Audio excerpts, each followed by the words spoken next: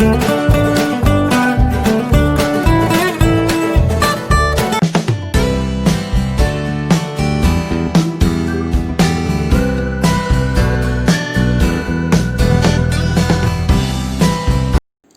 are you all? Hope all of you are safe and happy.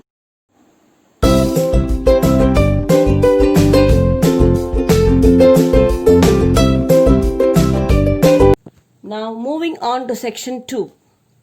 Grandfather wasn't content with growing trees in our compound.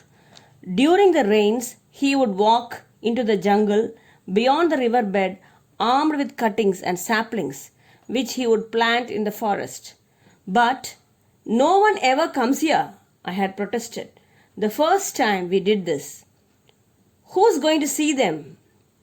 See, we are not planting them simply to improve the view, replied grandfather. We are planting them for the forest and for the animals and birds who live here and need more food and shelter. Of course, men need trees too, he added, to keep the desert away, to attract rain, to prevent the banks of rivers from being washed away, for fruit and flowers, leaf and seed. Yes, for timber too. But men are cutting down trees without replacing them, and if we don't plant a few trees ourselves, a time will come when the world will be one great desert. Last session, children, we learnt about the grandfather's interest towards plants and growing trees. Now, moving on to section 2.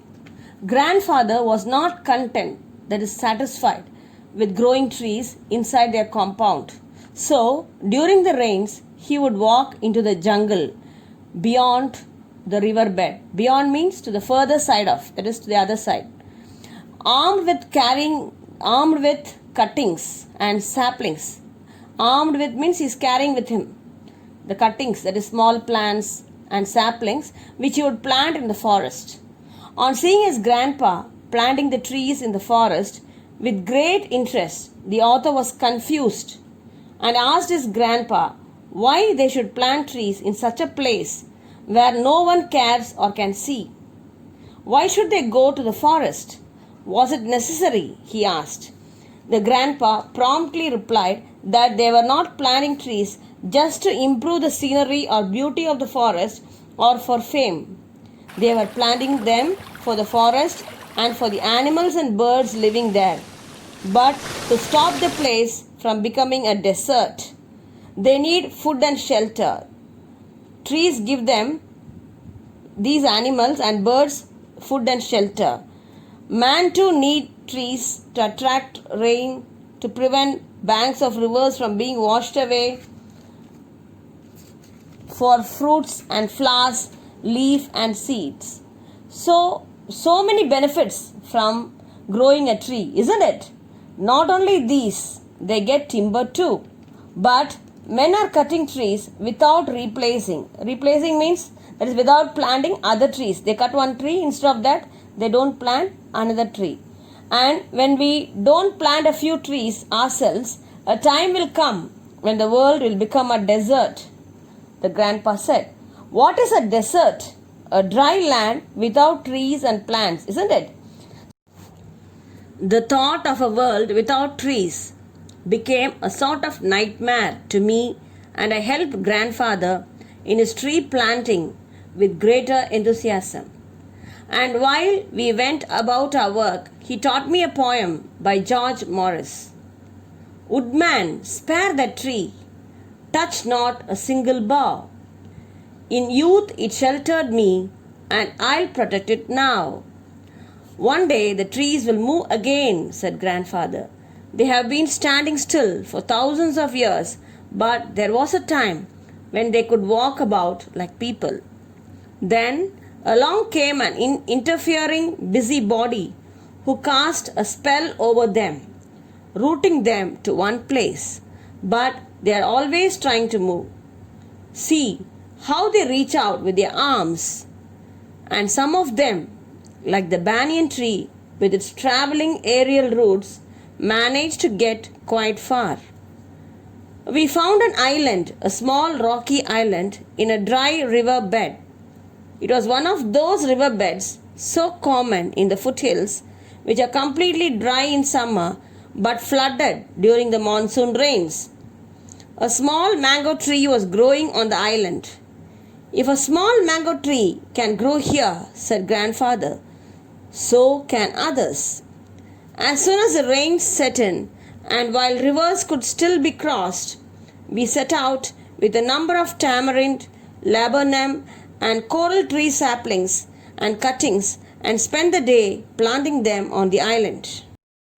Now the author felt the thought of a world without trees becomes a nightmare to him. Nightmare means a frightening dream. This thought made the author feel how everyone would survive in the future without trees. So he started helping his grandpa with greater enthusiasm. Enthusiasm means interest. So with great interest, he started helping him. When they were planting trees together, his grandpa taught him a poem written by George Morris. Here, George Morris appeals to the woodcutter not to cut the trees. Please do not touch even a single bough, he says. That means a single branch. Don't touch, he says to the woodcutter. When the poet was young, it gave him shelter, so now he felt it was his duty to protect it. The grandpa was confident that all these trees will move again. That is, the trees that he had planted, he said it will move again. They have been standing still in the same place for thousands of years, bearing everything, the sun, rain, wind, etc. But there was a time when the trees actually walked like people. But like in a fantasy story, someone stopped it from moving and then it stood still. Stood still means rooting to the same place, that is, standing in the same place. But now they are trying to move. See them, how they reach out with their arms. Arms means the branches of the trees. Some trees, like the banyan trees, have its aerial roots traveling far, and they try to give the feel that they are moving far. Some other trees, like banana plants, curry leaves, all seem to move. How? Have you observed that, children? They spread their roots far and grow into new plants. So they seem to move from one place to another.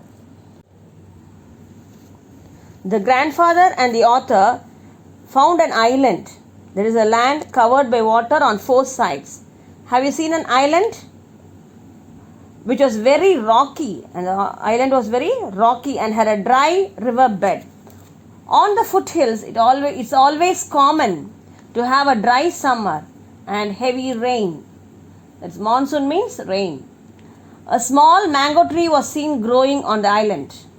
Seeing that, they became astonished, and Grandpa said, if a small tree could grow there, why not other plants? So, just when rainy season started and rivers could be crossed, that is, it was easy to cross because of less rain, the river, they both set out with many saplings, tamarind, laburnum, coral tree saplings and cuttings.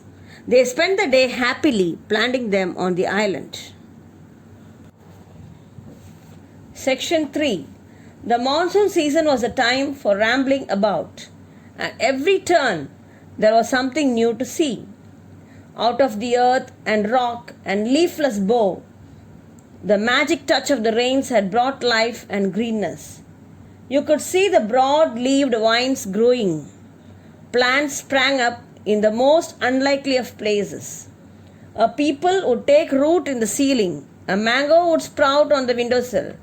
We did not like to remove them, but they had to go if the house was to be kept from falling down. If you want to live in a tree, that's all right by me, said grandmother crossly. But I like having a roof over my head, and I am not going to have my roof brought down by the jungle. Then came the Second World War, and I was sent away to a boarding school. During the holidays, I went to live with my father in Delhi. Meanwhile, my grandparents sold the house and went to England. 2 or 3 years later, I too went to England, and was away from India for several years. Some years later, I returned to Dehradun. After first visiting the old house, it hadn't changed much. I walked out of town towards the river bed. It was February. As I looked across the dry water course, my eye was immediately caught by the spectacular red blooms of the coral blossom. In contrast with the dry river bed, the island was a small green paradise. When I went up to the trees, I noticed that some squirrels were living in them, and a quail, a crow pheasant, challenged me with a mellow, "Who are you? Who are you?" But the trees seemed to know me. They whispered among themselves and beckoned me near. And looking around, I noticed that other smaller trees, wild plants, and grasses had sprung up under their protection. Yes, the trees we had planted long ago had multiplied. They were walking again. In one small corner of the world, grandfather's dream had come true. And for explanation, the monsoon rainy season, that is, it was the time for rambling about, that is, wandering about. At every turn, there was something new to see. There was life and greenness everywhere. Because when it rains, as you know, children, all the leaves look green and bright. Out of the earth and rock and leafless bough, that is, the branches of the trees, due to weather, had turned into green, tender leaves. The leaves were very fresh. The broad-leaved vines were growing. Plants came up where we don't seem to think of it. For example, a peepal tree sprang up on the ceiling, a mango on the windowsill. Nobody liked to remove it, but if they had to save the house, they had to remove it, or the house would fall down. The grandmother said that she would like to live in a house rather than a tree. So she can't bring down the house by growing a jungle inside the house.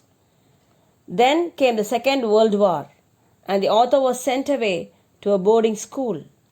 During the holidays, he went to live with his father in Delhi. In the meantime, his grandparents had sold the house and went to England. 2 or 3 years later, the author too went to England and was away from India for several years. Several means many. Some years later, when he returned to Dehradun, he first visited his grandparents' old house. There was not much change in it. Slowly, he walked to the river bed. It was February and there was dry water course in front of them. But when he looked beyond the dry river bed, he saw the island was a green paradise with red blooms of the coral blossoms. When he looked at the trees, he found some squirrels were living there. A quail, a crow pheasant were seen there. They seemed to look at him and ask him, "Who are you? Who are you?" They seemed to know him, but the trees, they seemed to know him very well. They whispered among themselves and called him nearer. After looking around, he noticed the other smaller trees. Wild plants and grasses had sprung up under their protection. It was really a pleasant sight. The trees they had planted long ago had multiplied. This was what Grandpa meant when he said the trees were walking. They had started walking again, and the author was very happy because in one corner of the world his grandpa's dream had come true. The author beautifully stresses the need for growing trees and the immense happiness derived from it. So, children, let us all learn to plant trees at least once in a year. At least on our birthdays, let us plant a tree and thereby enjoy seeing its growth and make our earth a better place to live in. Hope you enjoyed the session, boys. We'll meet you soon. Thank you. Hope you enjoyed the class.